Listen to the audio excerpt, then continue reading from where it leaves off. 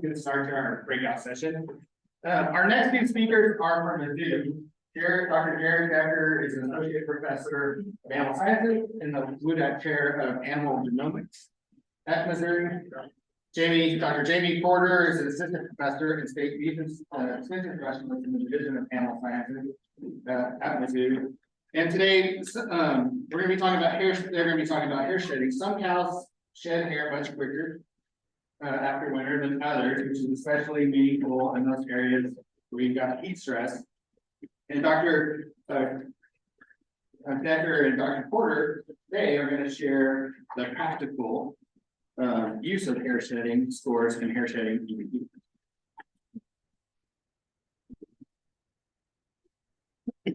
Okay, so we're going to tag team this, and I first, I guess we'll pass the microphone back and forth, but it probably comes to no surprise to anyone in this room. You can't talk about hair shedding without talking about fescue toxicosis, right? So the number that Dr. Decker talked about this morning, and the one that we hear a lot, is that fescue toxicosis costs the beef industry over $1 billion a year, okay? And when we compound that with heat stress, that also, and how that interacts with fescue toxicosis, those losses are likely even greater, which, like we said, makes hair shedding an economically relevant trait. Previous work that has been done, starting at NC State and then following through to the University of Missouri, shows that animals who shed their hair earlier in the summer do better, right? So like Dr. Decker said, none of us want to wear a Carhartt coat in the middle of July. And so that has a lot of impact on how that female performs throughout the summer and honestly throughout her life. And we've also found that it's correlated to calf age and weaning weight. And we'll get into a little bit of that as we show you the data. But the good news is that hair shedding is moderately heritable. We do see that there is a lot, you're able to make a lot of genetic gain just through phenotypic selection of the trait. If you're not familiar with heritability, so the number that we come up with for heritability of hair shedding falls somewhere between 0.35 and 0.42. Other traits that you're more familiar with would be weaning weight. So the heritability of weaning weight is actually 0.28. And marbling is around 0.48. So hair shedding falls kind of in between those two traits. And we all know the amount of genetic gain you're able to make from something like phenotypic selection on weaning weight. And the other good news is that phenotypic recording, or the ability to hair shed score animals, is really easy to implement on farm. It's an easy 1 to 5 scale and can either be performed chute side while you're working the cattle, or if you just want to take a drive through the pasture and look at your cows in the afternoon or evening with your significant other. So you can't talk about hair shedding without talking about hair coat. And so it's really important to make that difference. When someone refers to an animal's hair coat, they're talking about the length of the hair. So how short or how long their actual coat of hair is. So you have two pictures that you can see here. They're a little bit drastic on the left and the right, but you have, a typical red, either Angus or Sim-Angus animal on the left, and something as extreme as a yak or a Highland cow on the right. What we're specifically talking about, though, is hair shedding. So how animals, they put on that winter coat, and how early, either in spring or early summer, that animal sheds off that coat. Okay, so that's a big difference that we talk about there. One of the biggest questions that Dr. Decker and I get is, does the slick gene have anything to do with hair shedding? And the answer right now is no. Okay, so slick refers to the hair coat of the animal. What we're talking about is hair shedding, okay? So hair shedding scores, again, like I said, are reported on a scale of 1 to 5, where 5 means that animal has a full winter coat. They have not shed any. And a 1, that animal has completely shed their winter coat, and you're looking at a smooth coat of thin summer hair. We do see individual variation in the pattern of shedding. We'll get a little more in detail on those scores in a minute. But generally across mammals, how they shed that hair is consistent. So typically what we see is they will shed from their head to their bottom, so front to back, and then from top to bottom, okay? So if we start off with an animal who gets a hair shedding score of 5, they have a full winter coat. Okay, so a lot of times for most of us, that'll be what those animals look like in March, maybe early April, times like that. They still have a thick winter coat of hair. If we move down into a 4, we say that animal has about 25% of their winter coat shed. Like I said, because of how those animals shed that coat, typically it's in that neck region where we see that first bit of hair start to remove itself. Going down into a 3, we say that that animal is 50% shed, okay? And I will say, just based on photos and experience, that's where you're gonna see more variation in that score itself. So this will obviously include the neck, and you will start to see them shed from their top down into their bottom. But what you can hopefully see in the image here, they start to look a little bit patchy, kind of in that midsection over their ribs. So there's some variation in there, but all of those animals would receive a score of most likely a 3. Then if you've caught on, a 2 would be 75% shed. So that animal has a majority of that winter coat off of their body, with a little bit remaining around their flank and their hind quarter. And then moving on to a 1, that animal has their smooth, short summer coat. Okay. So one of the things that we have done a good job classifying is hair shedding has an impact on the maternal performance of the animal in terms of their calf's weaning weight. So this is data from the North Carolina State Group, and they expressed it in terms of month of first shedding. So as we move from March to April to May, then to June and July, as we get into those very late summer months, we see a really drastic decrease in the weaning weights of the calves out of those late shedding cows.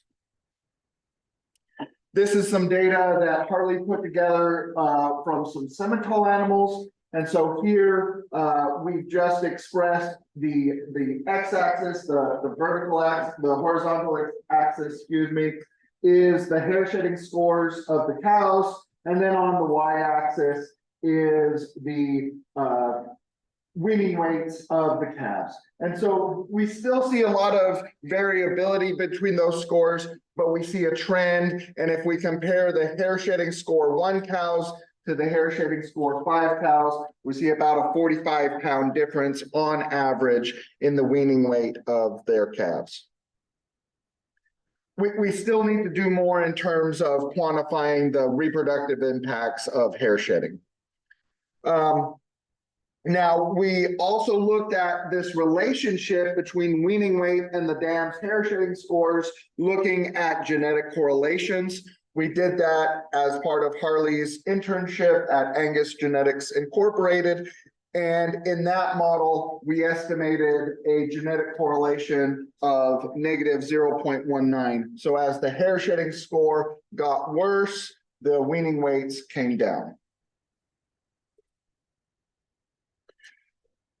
One of the other things that we did as part of that Angus data is we fit hair shedding as 2 separate traits. The first trait would be those cows that were not grazing toxic fescue. The other trait would be those cows that were grazing Kentucky 31 toxic fescue.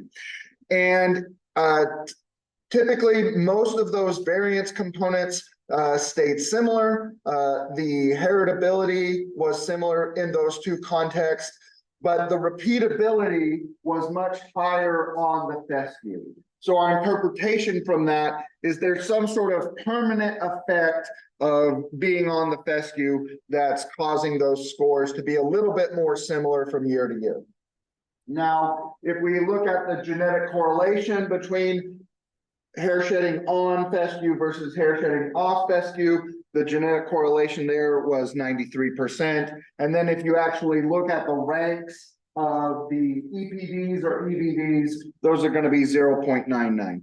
So phenotypically, there's probably some differences between hair shedding on and off fescue. The hair shedding probably is giving us some sort of indication of that animal's ability to deal with the fescue toxicity. But in terms of actually a genetic prediction, we concluded that it was fine to treat these as the same. So you heard Dr. Decker talk a lot about the Mizzou hair shedding project. Well, that was actually a collaboration of a lot of producers across mainly the southeastern United States, but also in different environments across the United States. For the data that we talk about and a lot of what you see in the tables and figures that we're presenting, there was a total of around 37,000 hair shedding scores that were collected on 14,000 head of cattle between 2016 and 2020. And so we were able to get genotypes on some of those cows around 11,500 and imputed them to 850,000 SNP density. Looking at the heritability and the repeatability of those traits, we looked at the full Mizzou data in that second row that you see there. That is really the larger data set that we utilized. And you can see again that the heritability of hair shedding in that full data set was 0.37. But even if you break them into the different breeds that were included or participated in this research study, we see very consistent estimates of heritability and repeatability regardless of breed or group of animals.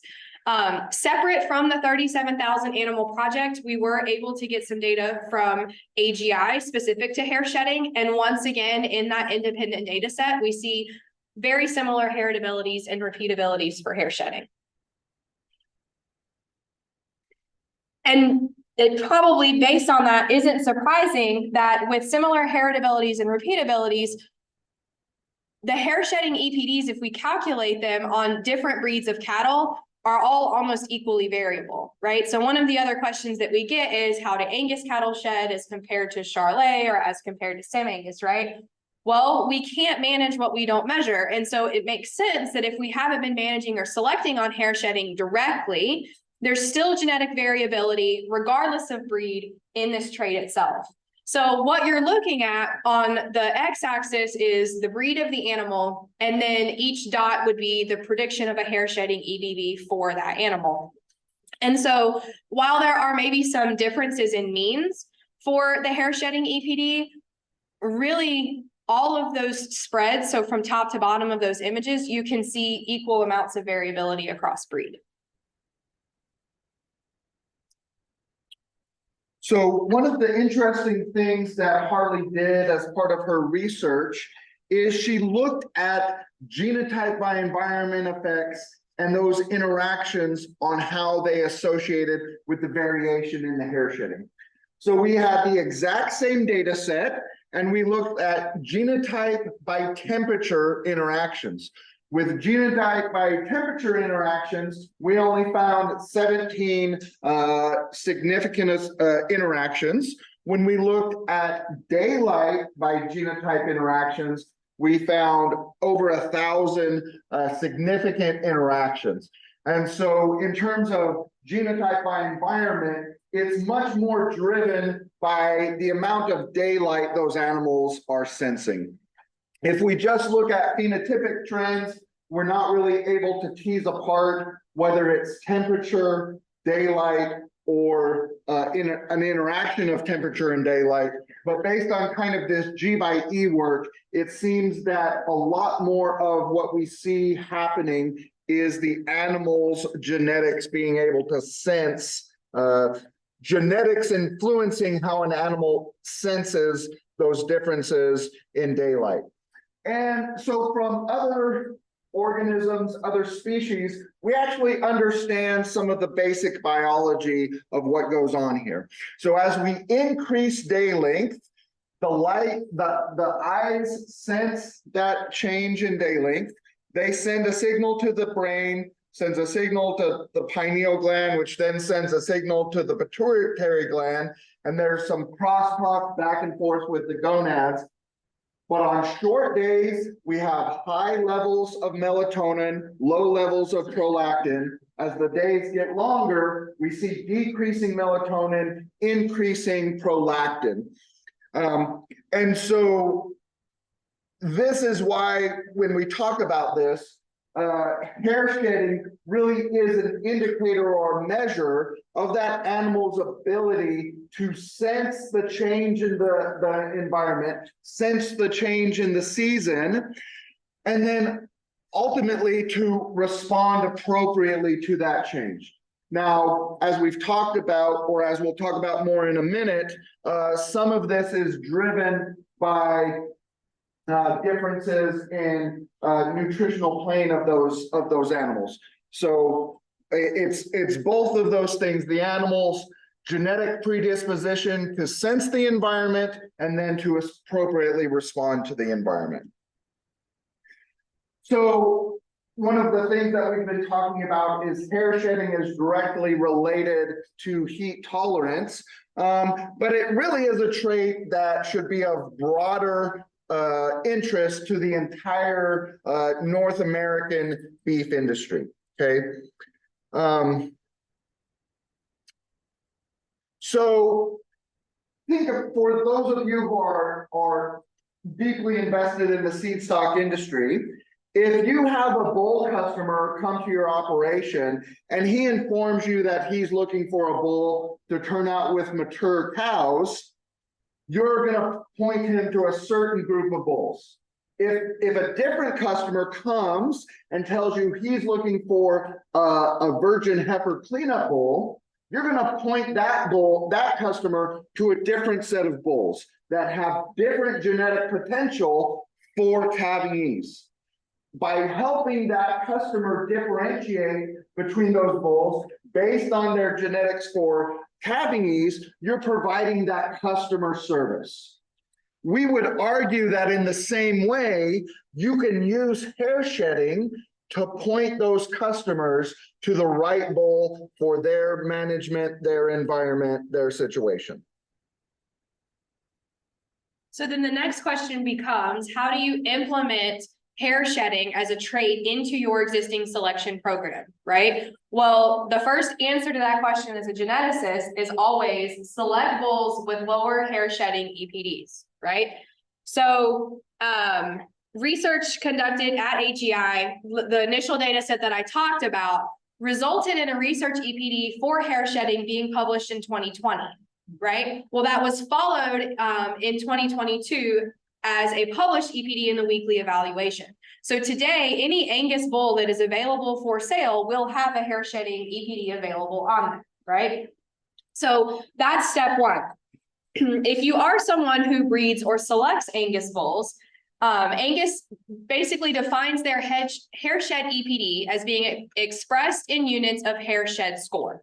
Okay, so a lower EPD is more favorable, right? Because a 5 is an animal who has their entire winter coat and a 1 is an animal who's completely shed.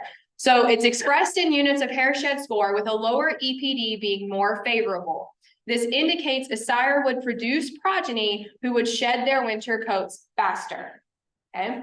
So you can't give a talk without VIF with a classic Bull A versus Bull B example, right? So let's walk through that.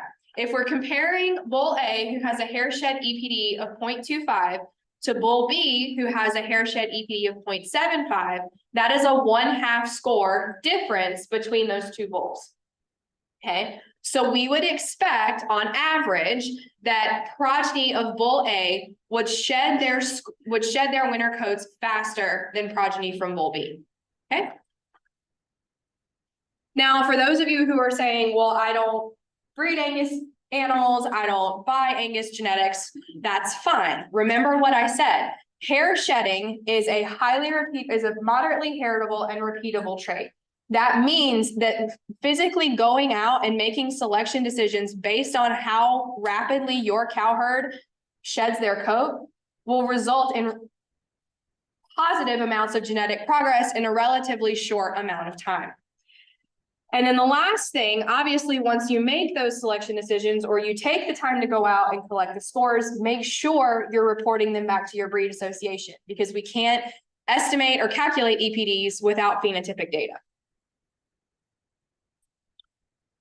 So one of the things that I would talk to you who are on the seed stock side of things is that if your commercial customers are in a situation where they're dealing with any sort of heat, whether that's the Southwest, the Southeast, or whatever that situation may be, and your breed association doesn't currently offer an EPD for hair shedding, I would encourage you to talk to that genetic service provider.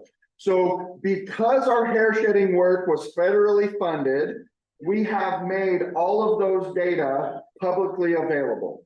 And so we've created the prototype. There's kind of the adage of if you build it, they will come. That's kind of what we saw with genomics, is people really didn't start using genomics until they could see a tangible output of that genomic testing.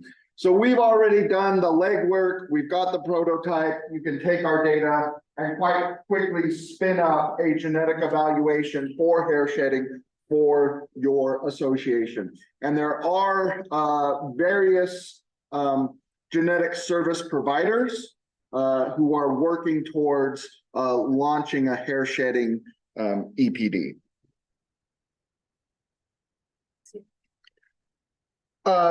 We also get the question of, when do you score animals? This is a little bit dependent on when you see, this is a little bit dependent on your environment and in some regard, possibly your management. The simple recommendation that we give people is to score animals when you see the most variation. You want a handful of ones, you want a handful of fives, and you want to see a whole bunch of threes when you score your animals. Typically, in most of the United States, that's going to be sometime in the middle of May where we start to see that variation in the hair shedding scores.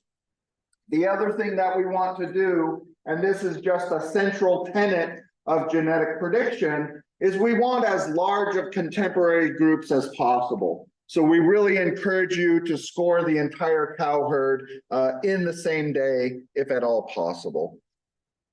One of the things that was an unintended byproduct of how we ran our research project is we were wanting to genotype animals that we were going to get multiple years of scores on.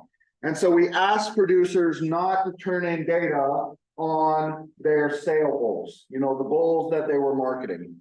The unintended message that came out about this is that this is only a trait that you measure in the cows. It's perfectly acceptable to measure hair shedding in bulls. Now, one of the observations that we've seen is because of some of those sex differences, those bulls do tend to shed out a little bit earlier than the cows. So if you're gonna hair shed those yearling bulls, those aged bulls, maybe scoot it up 2 weeks from when you would hair shed score the cows.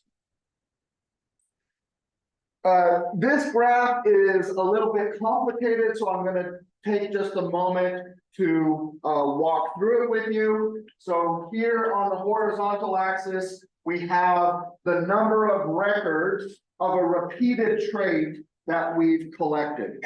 On the y-axis, we have the percentage increase of how much the percent increase in accuracy of that genetic prediction. Now, if we have a lowly repeatable trait, repeatability of 0.2, each additional score gives us more information on the genetics of that animal. If we have a highly repeatable trait, this orange line of 0.8, after we get up to 2-3 scores, we're really not getting much more information on the genetics of that animal. Luckily, hair shedding, even though its heritability is relatively high, its repeatability isn't that much higher than the heritability. So each additional score that we add to the genetic evaluation, we get a more and more accurate genetic prediction of that animal. So that's this blue line. And, it really doesn't start to flatten off until we get to maybe 5 or 6 scores out of that animal. And it kind of continues to gradually grow up. So we would suggest that you try to submit 3 years of scores on the cows. That's going to give us the information to really get that permanent environment effect estimated properly. But the nice thing about hair shedding, and the reason that it is easy to create a genetic prediction for, is that repeatability is low enough that each of individual score gives us more info. So one other thing that we would like to point out is that age is actually something to consider when you are hair shed scoring females, okay? So what we find in the data is that yearlings and first calf heifers tend to have higher hair shedding scores on average, okay? So if we think about the nutritional plane of those animals, right? What are yearlings and first calf heifers doing? They're growing themselves while they're also growing, hopefully, a fetus, right? And so at those times, we're just seeing that because those animals are putting so much more effort and energy into growing, that they put less energy into shedding their hair as fast as their older contemporaries, okay?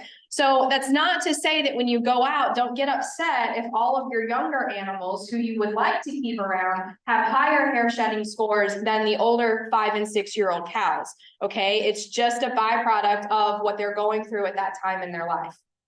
But what we see is once you kind of get over that hump and moving into the second calf heifers into really those 4-year-old cows, we see that hair shed scores do tend to decrease over time. And so what we're wondering, is this a byproduct?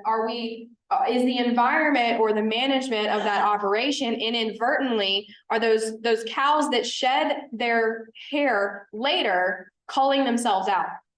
Are they the ones who aren't breeding back? Are they the ones who have the lower body condition scores because they're under so much stress?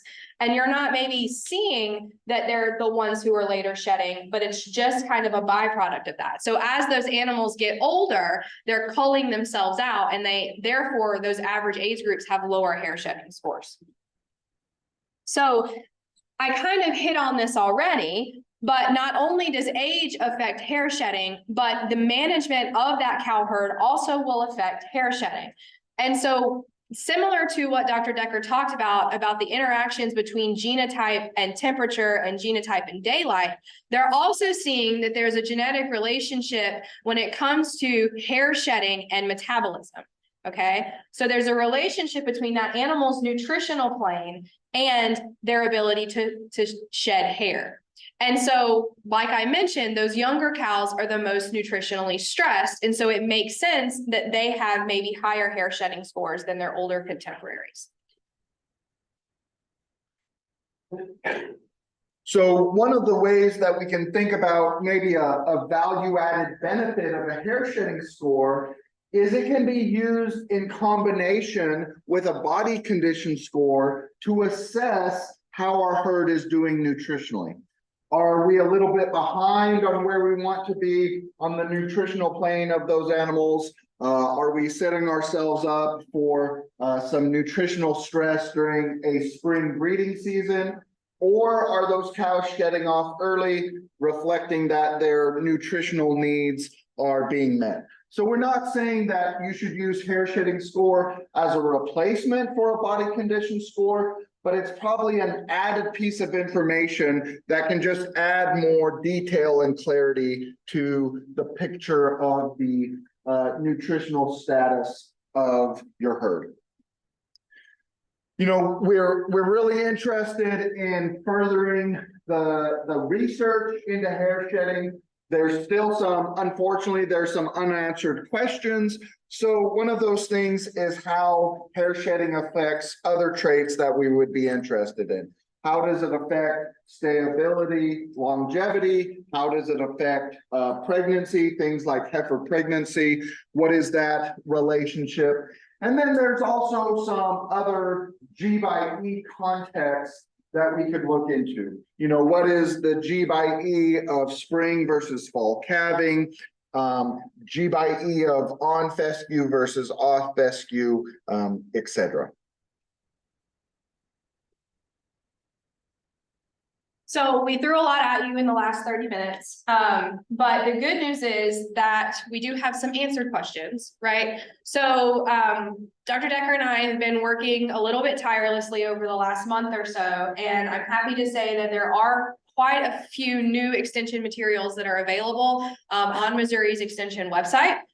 So we put together kind of a how-to. So if you remember back to the slide that had the 1 through 5 and those images, so there's more kind of detailed information on that ethogram or that scoring system and how to use it. There's also some of those frequently asked questions that includes the topics that we covered today.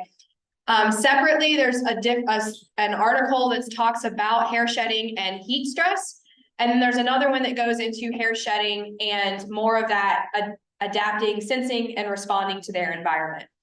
So those are all available online. And with that, our contact information is on this next slide. And I don't know if we have time, but we're happy to take questions.